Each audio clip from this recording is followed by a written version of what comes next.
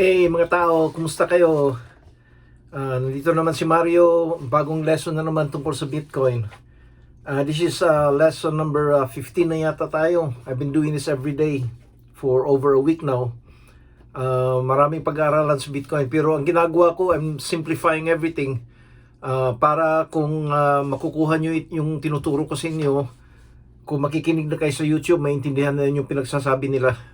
Kasi kung minsan masyado silang advance yung pinagsasabi nila hindi natin maintindihan kung anong nawawala yung mind natin, hindi tayo nakakasunod talaga anong pinagsasabi nila. They're a little bit advanced, so gusto kong parang pang beginner talaga, lalo ng mga Filipino. Okay?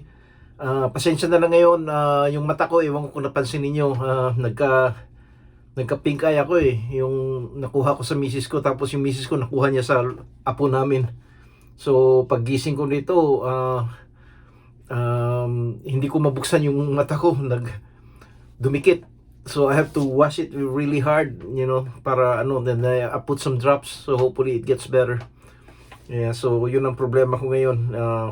Yung tumatanda ka na, iba-ibang problema na pumapasok sa buhay mo So ganun na ako. Ang pag-uusapan natin ngayon is tungkol sa Bitcoin winters. Sinabi ko sa inyo noon, may cycle sa Bitcoin. Every 4 years nagsa-cycle ang Bitcoin. Yung 4 years na yon may halving. Happy halving pala. Ngayon ang April 20th ang the fourth halving na ng Bitcoin. Ibig sabihin noon, hinati na naman nila ang regalo, ang mga para sa miners. So galing sa 900 Bitcoin ang mamamine nila, magiging 450 a day na lang. So yung supply ng Bitcoin bumagsak na naman. So konting-konti na lang. And that means para sa atin, tataas na naman. Remember, supply and demand. Lagi kong paulit-ulit yan, supply and demand. Kung ang demand lumalakas, which I did yesterday or the other day tungkol sa ETF, so the demand went really high, ang supply lumiliit. Kasi yung Bitcoin ginagawa nila, hinati na naman nila. From 900 a day, naging 450 a day na lang. So, lumate na naman ang supply. Ibig sabihin, taas na naman ang presyo.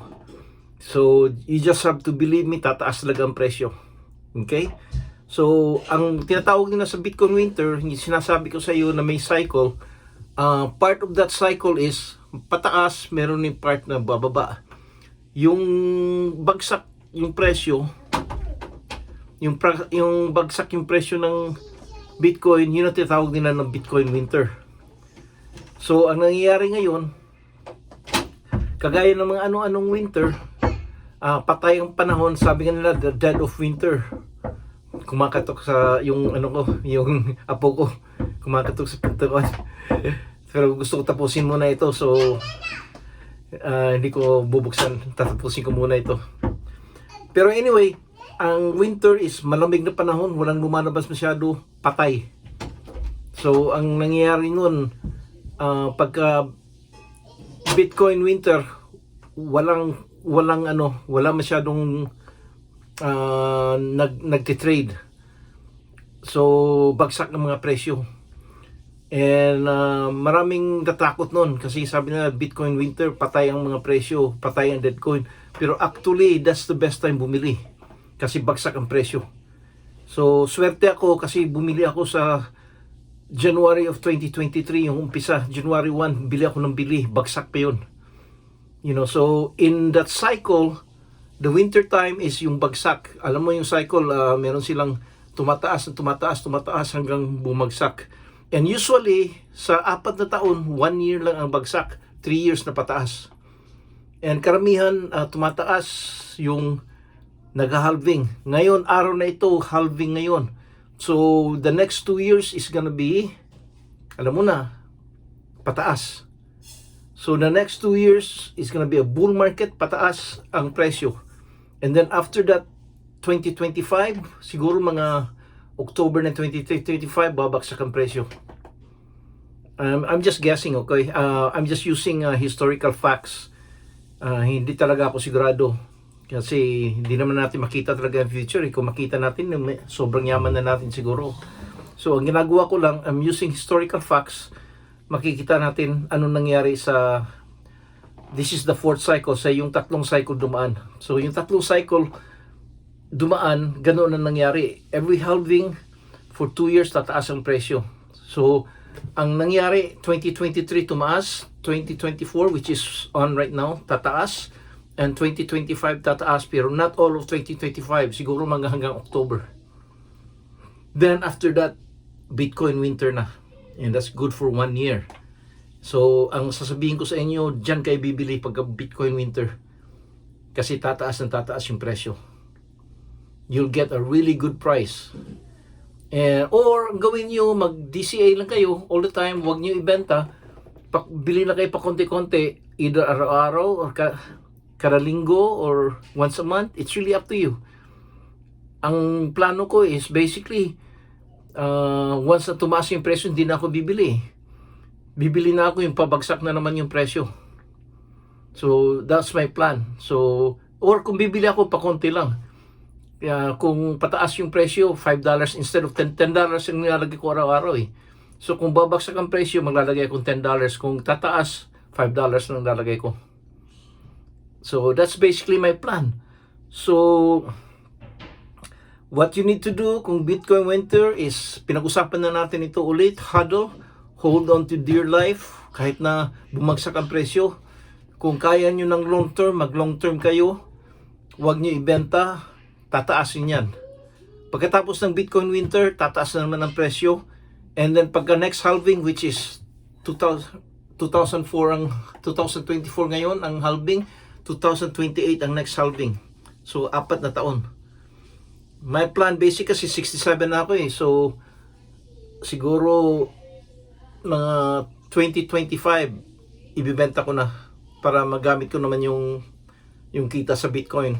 Pero in the meantime, hindi ko ibibenta, i-hold ko lang hanggang magkakaroon ako ng, mag-hodl ako, magkakaroon ako ng diamond hands, hindi ako magbibenta, and I'll keep it until mga 2029 or 2030. 2028 ang sunod na halving.